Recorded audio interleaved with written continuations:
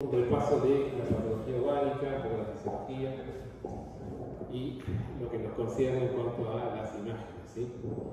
Bueno, acá lo que vemos es un corte clásico de ovarios, una foto vieja, pero ilustra para ver que esa estructura ovoidea hipocogénica tiene un borde que es más hipocogénico todavía, que representa la corteza. En esa corteza van a tener los folículos como elemento predominante, y en el centro de ese ovoide van a tener un estroma que es más ecogénico. Ese estroma se llama médula, y ahí van a haber vasos linfáticos, etc. ¿Seguimos? Bueno, en cuanto a los ovarios, deben conocer bien la fisiología.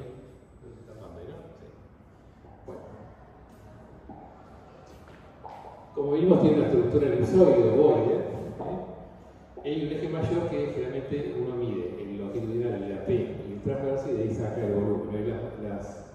Los programas calculan directamente el volumen, pues si ustedes llegan a tener un problema con el ecógrafo, pueden hacer longitudinal, anteposterior y transverso, lo multiplican por 0,5, 0,52 y tienen el volumen. Entonces, en base a esas medidas, hasta 40 en longitudinal, una P de 15 y un máximo transverso de 20, uno puede calcular el volumen normal que va a variar de acuerdo a la época de la vida. Entonces, en la mujer fértil, hasta 10 centímetros cúbicos se lo puede considerar normal, en tanto que en el periodo menopáusico hasta 6, 8, y en el prepuber hasta 3. Obviamente ese volumen va a cambiar de acuerdo a la fase en que ustedes lo estudien y lo agarren. En la preovulatoria y la posovulatoria van a cambiar de volumen. ¿Dónde están ubicados? Están en una fosa ovárica, fosita ovárica, que se denomina fosa de Waldeyer, por delante de los vasos epigástricos, y por debajo de la bifurcación ilíaca externa. Entonces, al tener los vasos hipogástricos ustedes como referencia de las ilíacas, ustedes pueden ubicarlo ecográficamente y también en los otros métodos de diagnóstico por imágenes como una marca anatómica. Tienen que estar anteriores a esos grandes vasos. Vemos una zona cortical que decía que era hipogénica y en esa periferia y que contiene folículos normalmente que están en continuo desarrollo e involución. Y la medular, que es más ecogénica, más blanca, tiene componentes neurológicos y vasculares y linfáticos. ¿Seguimos?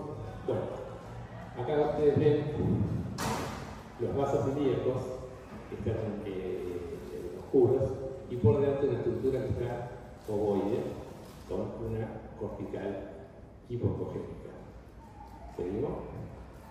Bueno, acá tenemos a la derecha, perdón, a la derecha de ustedes, un ovario con un folículo dominante, ¿sí? Y a la izquierda se ve un ovario que es menopáusico o perimenopáusico. ¿Ven la diferencia de tamaño? Y en este van a ver ya con la ecografía endocavitaria, que tiene una mayor resolución, cómo se ve el componente folicular. Y al lado, el corte anatómico, con la medida correspondiente, puede tener un septo, a veces, ¿sí? Cuando llega a los 18 milímetros, ellos calculan que está en la fase periovulatoria, o sea, próximo a eliminar el óvulo. ¿Seguimos? Bueno, dentro de las lesiones del ovario, las neoplásicas benignas, tenemos un rango que son los quistes funcionales, donde predomina el folicular, el quiste folicular, el quiste del cuerpo lúteo y el telonuteínico. Y otros como el hemorrágico, que puede ser una complicación del quiste folicular, el endometrioma y los ovarios poliquísticos, como un síntoma especial. Bueno, dentro de las funcionales, que son muy frecuentes, y más en el contexto de guardia, por ejemplo, van a tener, por acá, así voy a tapar acá. Bueno, dentro de los funcionales ubicamos los quistes foliculares, el cuerpo lúteo y los tecolutenicos, como decíamos antes. El folicular se ve cuando el folículo maduro no ovula o una vez que ovuló no involuciona como debiera hacerlo. se sigue manteniendo en el tiempo, en el ciclo, ¿sí? Ese tamaño puede ser, tiene que ser mayor a 2,5 como estándar, puede ser mayor de 3. Y es quirúrgico cuando ya alcanza los 7, por ejemplo, otros dicen los 5. Intentan hacer seguimientos con ecografía endocavitaria, a veces dan anticonceptivos, a ver si involuciona, ¿sí? Y bueno, ven el tema es cuando supera los 5 y uno puede estar considerando una neoplasia, ¿no? Hay que tener cuidado con eso. Generalmente son unilaterales, asintomáticos, hablamos de los funcionales, y se pueden ver como incidentalomas, como hallamos en una exploración ecográfica o por otro motivo. Bueno, acá tenemos, a ver, ¿alguien puede describirla? ¿Quiere describirlo? Una chica joven, 25 años, que se presenta en contexto de guardia con dolor en fosa ilíaca derecha. ¿Quién describe esto? Una lesión, se observa una lesión en región anexial. ¿Cómo es? En la región anexial se observa una imagen ovalada, anecogénica, circunscripta, de bordes lisos, con refuerzo acústico posterior, que mide tanto, en probable relación a un quiste folicular. Claro, acá el signo ecográfico más importante son dos. Primero, el refuerzo posterior que me dice que son líquidos. Y lo otro, la regularidad de los bordes y el tamaño, ¿correcto? Entonces, esto en la orilla anexial, en una mujer joven, en edad fértil, con dolor, uno que esto puede decir que es casi con toda seguridad que es un quiste folicular, que puede haberse complicado o no. Cuando se complica empiezan a aparecer imágenes adentro del quiste, como un nevado, como imágenes ecogénicas que se movilizan. Y en otros casos, algunas imágenes como una red, que en ese caso suele atribuirse a hemorragia, donde hay fibrina ahí dentro de la imagen. Bueno, en cambio, el cuerpo lúteo va a producirse porque está fallando la absorción del cuerpo lúteo. Cuando ya eliminó el óvulo, según la fase, debería tener que involucionar y desaparecer. Cuando eso no ocurre, va a haber un síntoma cardinal, que es el dolor, generalmente unilateral, y en el tema de la fosa derecha se complica con el tema de la apendicitis, ¿no? Muy bien. Pregunta. Paciente en edad fértil con dolor en fosa ilíaca, derecha izquierda, ¿qué es lo primero que hay que descartar ante una masa compleja o heterogénea? Pelectópico, o sea que siempre consejo a esto antes de que hablar con el que se lo adhería que piden la seguridad del siempre. Si bien eso hay que lanzarlo, el tema ético vamos a darlo también. Bueno, entonces los de cuerpo lúteo suelen ser uniloculares, ¿sí? Tienen una bolsa sola, anecogénico, paredes muy lisas, muy delimitadas y el refuerzo posterior. Esto es indistinguible del anterior. Lo vamos a guiar un poco por el ciclo, como en qué fase se está presentando para poder afinar un poco la botella. Cuando este quiste, por alguna razón, sufre una hemorragia, va a cambiar el aspecto normal, no va a ser anecogénico puro, sí va a haber refuerzo posterior, pero pueden aparecer materiales ecogénicos adentro, y si es tiene mucha cantidad de ese material, uno por ahí lo ve y en la primera vista dice esto es algo sólido. Pero el refuerzo posterior les va a asegurar de que eso no, eso es líquido con detritus adentro, por ejemplo, o fibrina. Entonces, este aspecto va a depender de muchas cosas, si hay una hemorragia, qué tiempo tiene esa hemorragia.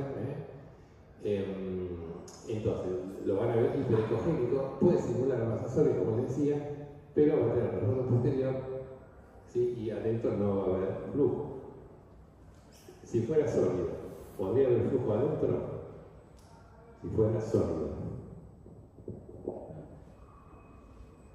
Si fuera sólido, adentro sí puede haber flujo. Acá si es líquido, que parece un sólido, adentro no puede haber flujo. ¿Entiendes? Vascular. Bueno, son distintas cosas como para tener presente. Cuando se van analizando los hematíes adentro de la imagen quística, este patrón va a cambiar, como le decía, desde un reticular fino hasta 6 películas gruesos. Va a ir cambiando con el tiempo. ¿Seguimos? Bueno, y acá alguno puede describirlo. Son todos hitos hemorrágicos con distintas apariencias de acuerdo al momento en que se lo diagnosticó, ¿no? Arriba y a la derecha, por ejemplo, y abajo y a la izquierda son muy similares, pero viene el refuerzo posterior como líquido. En cambio, los otros dos, uno tiende a creer que es más que nada de arriba a la izquierda, que es algo sólido. ¿Sí? Muy bien.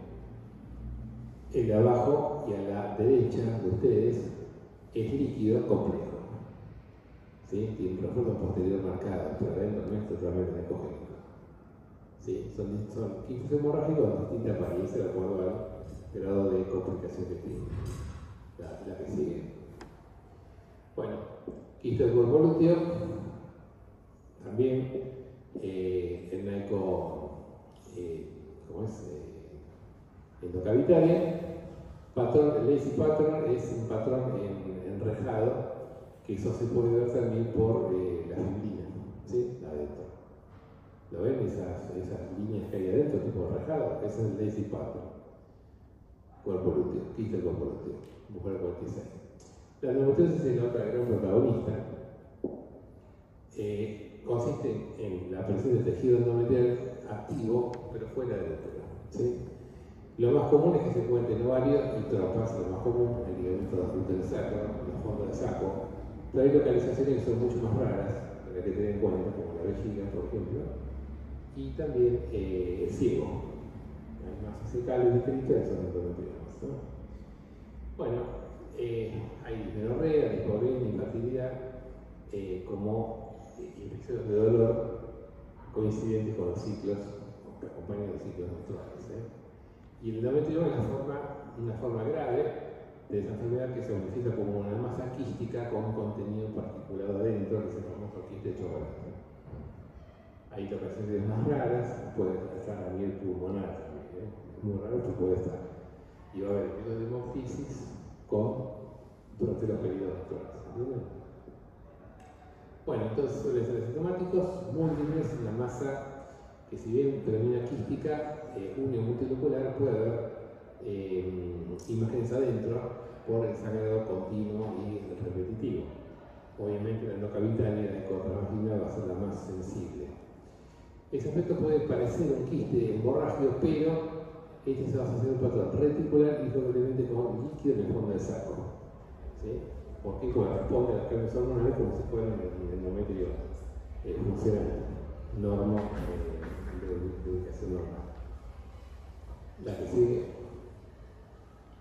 Bueno, esta es una imagen también quística compleja. Adentro hay imágenes, pero hay un refuerzo posterior dominante y las paredes son gruesas. A tener en cuenta el diagnóstico, endometrioma, quiste de chocolate. Bueno, entre los ovarios poliquísticos vamos a hacer una endocrinológica que está caracterizada por oligomenorrea o menorrea, hirsutismo, infertilidad y tendencia a la diabetes tipo 2, a la resistencia insulínica. Este perfil de hormonas se caracteriza por un aumento de la LH sobre la FSH, esa es lo que se llama la relación FSH de 2 a 3 a 1 o más todavía. ¿Sí? Y la representación ecográfica son los ovarios poliquísticos, donde el volumen va a tener una importancia muy determinante. Ese aumento de tamaño, dijimos que en la mujer premenopáusica en el fértil, hasta 10 centímetros cúbicos podemos considerar normal, aunque hay que recordar que es importante que un 30% puede tener un volumen normal. Va a haber muchos folículos pequeñitos, muy periféricos, de entre 0,5 a 0,8 centímetros. Obviamente la transvagina va a ser más demostrativa. En la transvaginal hay que contabilizar 10 folículos o más. En cambio en la transvaginal 15 o más y en la transabdominal 10 como mínimo para arriba. Y la condición del estroma, ¿sí? Es un signo sensible, El estroma era la zona medular, ¿no? Estaba muy aumentada de ecogenicidad, como signo. Entonces, acá que tenemos. Ahí lo describe. Corte longitudinal, parasagital. ¿Sí? Parasagital. Ya no estamos viendo el útero, estamos viendo lo que sería parte del cuello y vagina, ¿sí? Parasagital tiene una imagen ovoide, sólida, con la zona central, que es el estroma ecogénico, y hay algunos pequeños quistes en la periferia, siempre en la periferia, ¿sí? Con un marcado refuerzo de la pared. Y el volumen, si toman los tres ejes, va a dar bien por arriba de 10 centímetros cúbicos, ¿sí? La siguiente. Bueno, acá tenemos otro. Les van contabilizando ahí, fíjense a la derecha de ustedes, la enormidad que hay de estas imágenes quísticas. Esto, pregunta, ¿va a cambiar con el ciclo? Ustedes lo vieron el día 5. Listo. Creen que se vuelve a repetir el día 28. ¿Va a cambiar o va a ser igual? Va a ser igual con esos polígonos, seguro que sí. La parte dinámica, como pasa mucho en neurología cuando se hace esto, la parte dinámica de esto es importante porque a veces hay confusión, puede haber lugar a confusión. Bueno, otra imagen que puede dar lugar a confusión, hay que tenerlo en cuenta, es una de las complicaciones de la EPI, la enfermedad periodiana inflamatoria, que clínicamente muchas veces va con descarga de fluidos a nivel vaginal, purulento, por ejemplo, y esto se asocia mucho más con mujeres que usan DIU, ¿no? Y también el tema del DIU puede aumentar estadísticamente la frecuencia de embarazo ectópico, aparte. Bueno, cuando ustedes se encuentran a nivel del anexo una imagen tubular con contenido adentro heterogéneo, como si fueran proyecciones hipocogénicas, tipo como dedos, por así decir, ese signo habla de que estamos localizándonos en las trompas. Entonces, esa dilatación va a componer, puede ser un hidrosalpinx o un piosalpinx, hidro con contenido líquido y pio con pus, ¿no? Bueno, fíjense la parte dinámica, como 3 semanas después cambió la configuración.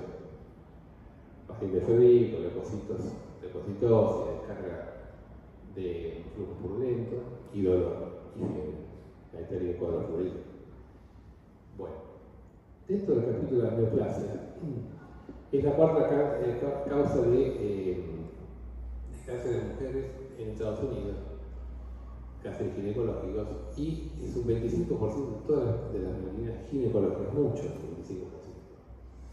25%.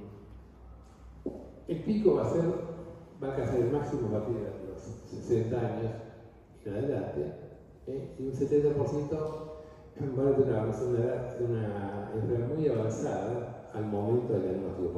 Por eso están encaminados a tratar de localizarlo y detectarlo en un momento más precoz. Todavía no lo han logrado eso. Hay distintos programas en curso, pero ninguno todavía ha llegado a ese objetivo. Podemos clasificarlo como tumores epiteliales, los más comunes, los germinales, los cordones sexuales, y los metastáticos, ellos sí son frecuentes. Les vamos a ver cuáles. Bueno, dentro de los epiteliales está el citoma, el carcinoma, el seroso, el mucinoso. Esos son los más comunes de todos. En cambio, hay otros más menos frecuentes, como carcinoma endometrioide, de células claras y de células transicionales. Esto tiene un 70% de incidencia, yo te diría un poco más. En la práctica de rozan el 85-90 estos. Bueno, y de las células germinales el teratoma, que puede ser el termoides, el nódulo, el digerminoma y esto es un sarcovitelino. Esto tiene un 15% de incidencia. Hay un signo característico del teratoma, el signo del iceberg, que ahora vamos a ver. Y en los cordones sexuales están unas células de la granulosa, de Leydig y Santoni, y de Tecom y fibroma, son poquitos, 5%. Bueno, dentro de los metastásicos primario alimentar el útero, pero dentro de los extragenitales, que son los más frecuentes, parte del estómago, colon y mama. Esos tres se llevan las células, ¿no? Y secundariamente, cuando se ve afectado el ovario, puede serlo por linfoma, leucemia y sobre todo las metástasis, que se llama tumor de compromiso metastásico del ovario. ¿Cuál? De Krukenberg. Sí. Generalmente, la gran mayoría de los casos son gastrointestinales esos. Pero la leucemia y el linfoma, igual que el testículo, los puede afectar en forma bilateral. Bueno, entonces, ¿qué características tienen estos tumores? Se van a pensar como masas sólidas o quísticas complejas, quísticas con componente sólido adentro, papilas, proyecciones murales, y que van a tener vascularización. En ese caso, la vascularización. ¿Y cómo va a ser esa vascularización? ¿De alta o de baja resistencia? ¿Cuál? Hay un proceso de angiogénesis tumoral, es decir, crece tan rápido que trata de alimentarse por demás y va a fabricar, va a sintetizar y a promover la formación de células endoteliales que son anárquicas. Va a faltar una capa muscular, con lo cual va a ser flujo de baja resistencia. En las papilas, en los nódulos murales, por ejemplo, ¿no? Bueno, pueden ser bilaterales, y tenemos endofíticas o isofíticas, tener tabiques, con lo que decía la vascularización, el flujo doble, como le decía, de baja, y puede haber asitis. Por eso, cuando se ve una masa anexial, siempre hay que ir a ver el resto del abdomen. Si hay líquido o no, si hay derrame pleural o no, y si hay compromiso del fondo de saco de útero, ¿no? Si hay líquido ahí. Bueno, el teratoma quístida dermoide, como les comentaba, arriba de su derecha, el tercero a la derecha, hay una imagen ecogénica dentro de una imagen quística, ¿sí? Es el signo del iceberg. Y abajo van a ver que tiene un nivel. Cuando yo voy cambiando de posición, no sé si llegan a ver cómo ese nivel cambia de posición. ¿Lo ven? Porque es un nivel líquido-líquido. Puede haber grasa y un fluido adentro. Y una clasificación como la que ven ahí, que es el signo del iceberg. Esto, ahí puede haber grasa, pelos. Y esto puede, cuando ustedes lo movilizan, ponen el cúbito, ese nivel va a cambiar de posición porque es un flujo libre, ¿sí? Bueno, esto es muy característico de una imagen ecogénica de esto que cambia con el lugar. Teratoma quístico. ¿Seguimos? Bueno, ¿y acá? ¿Quién quiere describirlo? Está puesto de otro color, el pobrangio abajo y a la izquierda. Esta masa es quística pura, sólida pura, mixta. Lo cambian de lugar y queda igual, por ejemplo. Entonces tiene un componente quístico predominante, pero en la parte anterior tiene todo un compromiso sólido, ¿lo ven? Y tiene un flujo periférico.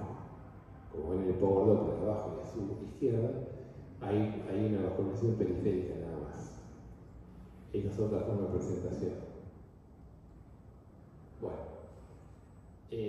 acá esto es lo que yo decía con el otro anterior, que cuando lo movilizan cambia de lugar. La imagen ecogénica es lo que sería el signo del témpano, el signo del iceberg, eso va a cambiar de posición.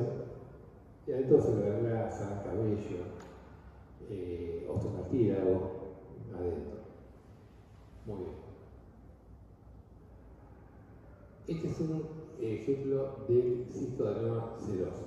Dentro del cistoadenoma pueden tener imágenes tabicadas, ¿sí? Acá se superpone mucho con lo que vimos al principio de los kits funcionales que pueden tener imágenes de fibrina, ¿sí? Y es realmente difícil. ¿Ustedes conocen algún marcador químico, bioquímico de los tumores de ovario?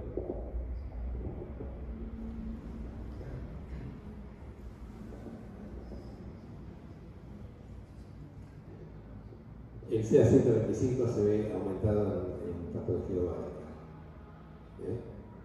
Bueno, no sé si hay otra.